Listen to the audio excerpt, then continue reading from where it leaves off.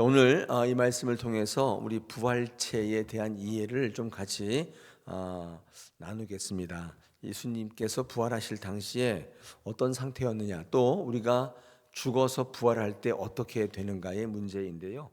오늘 주신 본문은 중요한 단서가 됩니다. 우리가 이제 공부할 때 이 히브리 사상은 육신과 영혼이 하나가 된 상태, 이거를 우리가 전인적 상태라고 부르거든요. 이 전인적 상태로 부활하고 주님 앞에 간다. 이게 오랜 전통의 히브리 사상입니다. 그런데 헬라적 사상, 다시 말해서 로마, 그리스 사상은 이 두 가지가 분리된다. 그래서 몸은 땅에 들어가 썩고 없어지고 영혼만 하나님께로 간다. 이것을 우리는 영혼 불멸 사상이라고 하는데, 이게 대표적인 로마 철학의 사상입니다. 그런데 성경의 사상은 영혼과 육이 하나가 된다, 완전한 상태로 하나님 앞에 간다. 이거 전인적 부활이라고, 영육합일 이렇게 얘기하거든요. 완전히 이렇게 달라지는데, 오늘 예수님의 부활을 통해서 이 부활체가 어떤 것인가, 하나님 앞에 갈 때, 부활할 때 우리는 어떤 모습인가를 알 수가 있습니다. 오늘 부활하신 주님이 제자들 앞에 나타나시죠. 그런데 여러분, 제자들은 믿지 못합니다. 우리 37절에 보니까 이 부활한 예수를 영적인 존재로 생각했다고 말합니다. 왜냐하면 예수님이 돌아가셨기 때문에 나타나는 게 마치 유령 같은, 환영 같은 거라고 이제 봤다는 거예요. 여러분, 부활하신 예수님은 어떤 존재냐? 오늘 36절이 어떻게 시작하고 있냐면, 이 엠마오로 가던 제자들이 길을 돌이켜서 이제 예루살렘으로 왔단 말이에요. 다시 돌아와 가지고 제자들에게 부활하신 예수님을 만났다고 이제 증거를 하고 있을 때의 그 뜻입니다. 36절 초반이 그렇게 시작하는 거예요. 그런데 그 말을 하고 있을 때에 사라지셨던 예수님이 그들 옆에 서 계시는 거예요. 그리고 30절에 보니까 너희에게 평강이 있을지어다 이렇게 얘기하는, 되게 신기하죠. 아니, 그 엠마오로 가는 두 제자가 예수님과 갈 때 예수님 사라지셨잖아요. 그래가지고 마음에 깨닫고 막 다시 예루살렘으로 돌아와서 제자들에게 나 예수님 만났다고 이렇게 전하고 있는데 예수님이 옆에 계신 거예요. 이게 무슨 말씀이냐면, 시간과 공간의 제약을 받지 않으시는 예수님의 모습을 설명하고 있는데, 굉장히 신비하죠. 신기합니다. 아마 제자들은 깜짝 놀랐을 거예요. 그렇죠? 여러분, 이러한 예수님, 부활한 예수님을 요한도 그의 요한복음에서 전하고 있습니다. 요한복음 20장 19절 같은 데 보니까, 이날 곧 안식 후 첫날 저녁 때에 제자들이 유대인들을 두려워하여 모인 곳에 문을 닫았더니 예수께서 오사 가운데 서서 이르시되 너희에게 평강이 있을지어다. 이것도 무슨 말이냐면, 문을 다 닫았단 말이에요. 근데 예수님이 거기에 딱 계시는 거예요. 여러분이 성경을 읽을 때 그냥 흘겨 읽으시면 이런 부분들을 놓칠 수가 있는데, 자세히 묵상해 보면 예수님이, 부활한 예수님은 어떤 상태냐면 시간과 공간의 제약을 받고 있지 않다, 그런 거죠. 부활하신 예수님을 우리가 이렇게 잘 봐야 되는데, 예수님이 부활하셨는데 뭐 예수님이 돌아가신 육신이 일어났나? 뭐 되게 헷갈려서 이거에 대해서 잘 모르시는 분들이 참 많이 있습니다. 여러분, 부활하신 예수님은 어떤 존재냐? 이렇게 시간과 공간의 제약을 받지 않으신다. 그런데 여러분, 또 꼭 우리가 주의 깊게 봐야 될 부분이 하나 있는데, 여러분, 그렇다고 해서 부활한 예수를 유령과 같은 이렇게 막 왔다 갔다 막 아무데나 이런 영적인 존재로 봐서는 또 안 되는 것입니다. 예수님은 말하는데, 오늘 39절에서 만약 내가 영이라면 영은 살과 뼈가 없지만 나는 어떻게 해요? 살과 뼈가 있다고 얘기합니다. 43절에 보시면 뿐만 아니라 음식을 드시기도 하고 계시죠. 이게 무슨 말이냐면, 나는 영적인 존재가 아니라는 거예요. 그러니까 막 시간과 공간을 막 초월해서 여기도 계시고 저기도 막 그렇게 하시는데, 근데 밥도 드시고 그 다음에 살과 뼈도 있다, 영적인 존재는 아니라고 말합니다. 예수님의 부활체는 제자들이 만질 수 있었던 실제적인 몸이었다고 하는 것입니다.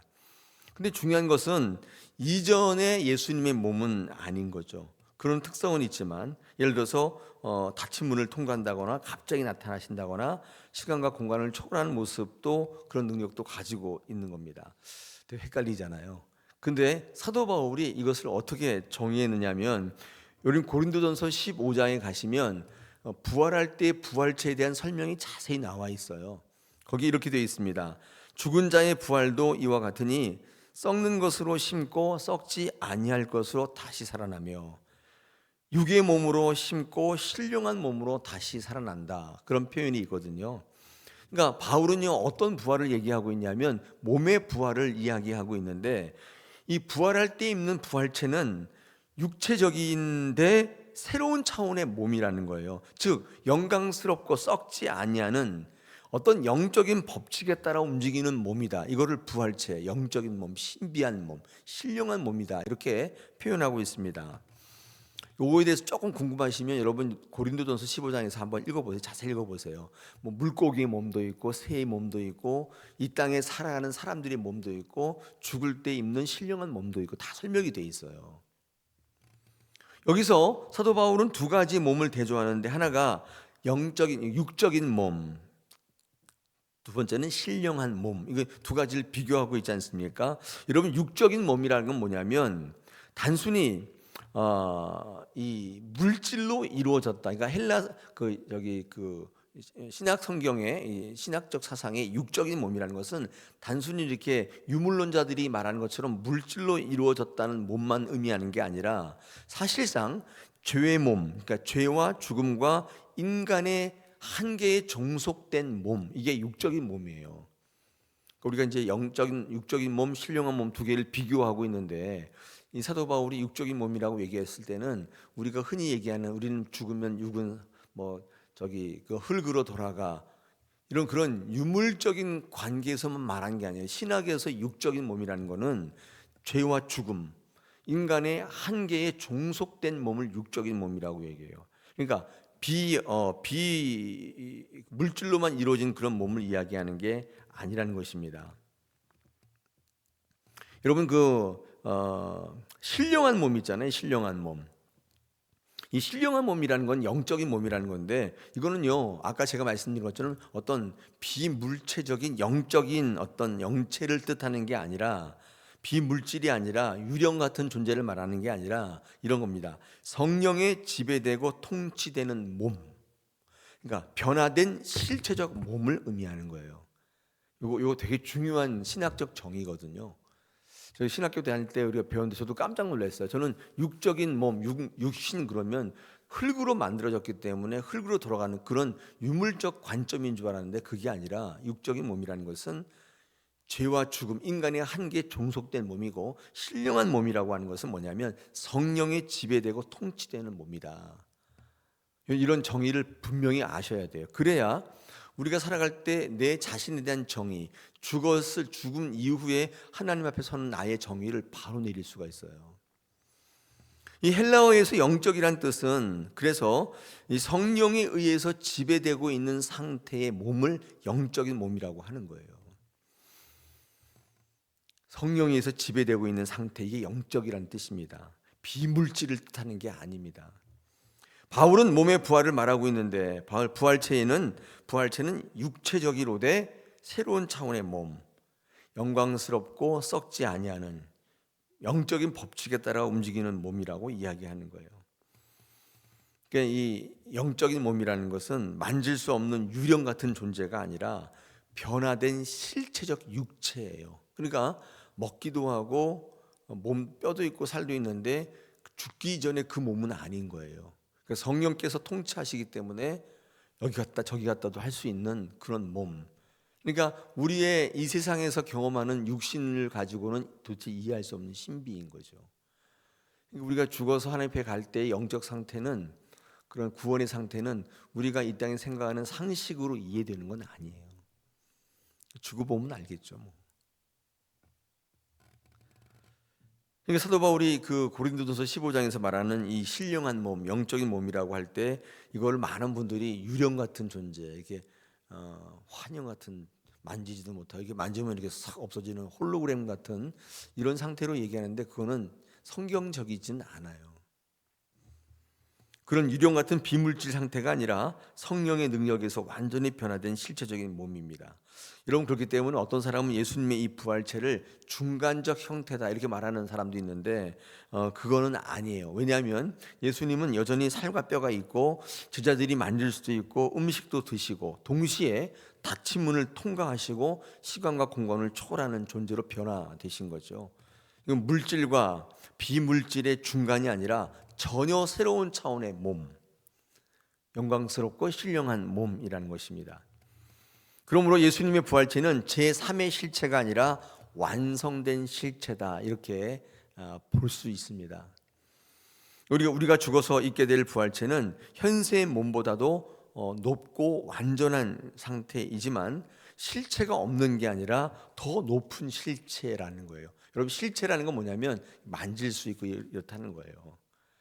오늘 예수님의 이 부활에 관련된 부활체의 내용이 누가복음하고 요한복음에 이렇게 힌트가 나와 있어요. 이거에 대해서 말씀하는 분은 많이 없지만, 왜냐하면 이게 우리의 삶에 그렇게 이득이 안 되거든요. 그게 무슨 상관이에요? 지금 당장 밥 먹기도 힘든데. 그런데 사실은 이런 문제가 어떻게 정의되냐에 따라서 여러분 부활에 어떻게 접근하느냐가 결정되는 거거든요. 그렇지 않으면 뭐 다 죽으면 끝이지, 몸이 하늘나라 가나 영혼만 가지. 그래서 육신을 학대하고 육신을 가치 없는 것을 여기는 사상이 여기서부터 생겨나요. 그렇지 않다는 것입니다. 그러니까 알고 모르고의 차이는 천양지차예요. 그냥 막 하는 게 아닙니다. 우리는 말씀에 의거한 성경적 신앙을 한단 말이에요. 여러분, 한번 주변에 가서 물어보세요. 아무도 몰라요. 예수님이 부활체가 뭐냐, 여러분이 죽어서 입을 부활체가 뭐냐, 아무도 몰라요. 신경도 안 쓰고 관심도 없어요. 죽으면 끝이지, 부활체를 입든지 말든지, 영혼이 하나님 앞에 가든지 그게 무슨 상관이야? 다 이렇게 얘기해요. 그게 온전한 신앙이라고 할 수는 없잖아요.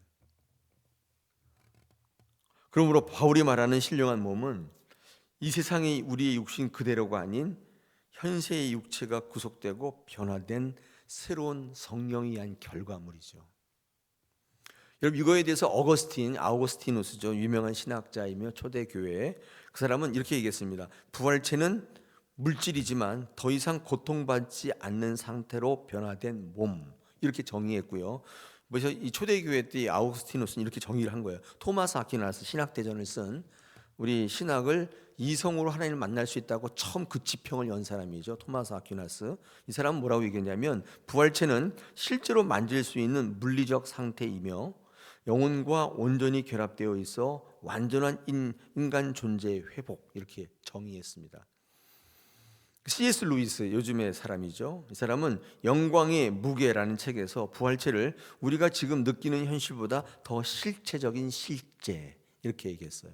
그러니까 하나같이 다 공통점이 뭐냐면 우리가 죽어서 있게 되는 부활체는 우리 현실과 동떨어진 게 아니라 이것에 대해 확장된 더 고차원적인, 예전에 육체는 우리에 따라서 죄에 따라 지배받았지만 죽고 난 다음에 있게 될 육체는 성령에서 지배되는, 죄와 한계를 벗어난, 그렇기 때문에 인간의 세계에서 우리가 살았을 때 우리는 동시에 이렇게 갈 수 없잖아요. 근데 그게 가능해지는, 왜냐하면 죄와 한계를 벗어났기 때문에 굉장히 처음 상태에 회복된 거죠, 육체가.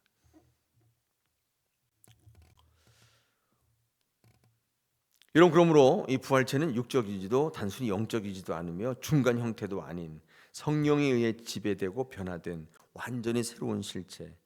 거기에는 죽음도 없고 아픔도 없고 육체가 있지만 곡하는 것도 없고 사망도 없는, 우리 지금은 우리 육체는 아프고 피곤하고 그렇잖아요. 여러분, 이게 다 죄의 증상이잖아요. 죄의 증상이에요. 죄가 없을 때는 그러지 않았단 말이죠. 이거야말로 진짜 완전한 신비 아니겠습니까? 우리 현존의 이해로는 알 수 없는 이해죠. 사랑하는 여러분, 우리가 왜 예수 믿고 변화되어야 되는지, 그리고 예수 잘 믿으면 아픈 육신이 왜 완전해지는지, 그런 신비의 절차를 조금 이해할 수 있게 하는 본문이에요. 우리의 지금 육체는 사실 하나님 우리에게 원하던 육체는 아니에요. 죄로 인하여서 한계의 죽음에 매여 있는 육체란 말이죠. 이 육체의 한계를 벗어나는 길은 성령의 지배를 받는 새로운 단계로 접어드는 거예요. 여러분, 이것이 죽어서 새로운 부활체에만 적용되는 게 아니라 우리가 이 땅을 살아갈 때 내 생각대로, 내 고집대로, 내 주장대로 살 게 아니라 성령의 입에 지배받는 말씀의 통치를 받고 연합을 이루는 삶을 살아가면 이게 불완전하고 죄의 지배받던 육체가 성령의 지배를 받아서 예수님의 부활체처럼 그런 단계로 접어드는 거잖아요. 그게 우리 변화된 육신이에요. 그래서 아픈 것도 사라지게 되고 불완전한 것들이 온전해지고 이런 어떤 신비, 아까 우리가 지금 봤던 이 신비, 이게 우리의 삶에 나타나기도 하는 것입니다. 그게 신유 아닐까요? 누가 뭐 능력을 가져서 기도해 주면 낫고, 여러분 절대로 그렇지 않습니다. 제가 신학 공부하고 제가 체험한 바로는 그 사람은 그대로인데 어떤 사람이 머리에 안수했다고 병 낫는 게 아니에요. 그런 게 아닙니다. 내 자신이 말씀과 연합되어서 성령의 지배를 받음으로 새로운 육체가 될 때, 새로운 결단이 있을 때, 하나님으로 인해 바뀔 때 그 사람이 한계를 뛰어넘는 거잖아요. 매일 나는 연약해서 그래, 이렇게 말하는 분들은 사실 그 성령의 역사를 거부하는 것입니다. 매일 그렇게 사는 거예요. 근데 제가 지금 말씀드린 것처럼 말씀과 연합하여 그 한계를 뛰어넘고자 기도하고 애쓰고 주님 바라보면 우리의 삶에도 예수님의 이런 부활체 신비 같은 일들이 일어날 수 있다는 것입니다. 이게 기독교에서 말하는 변화요, 기적이요, 표적인 거예요.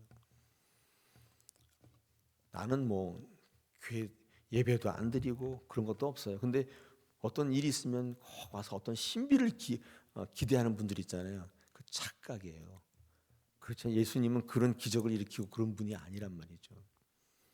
오늘도 여러분 하나님 안의 말씀으로 내일 우리가 묵상할 텐데 예수님께서 제자들에게 말씀을 또 강조하시거든요.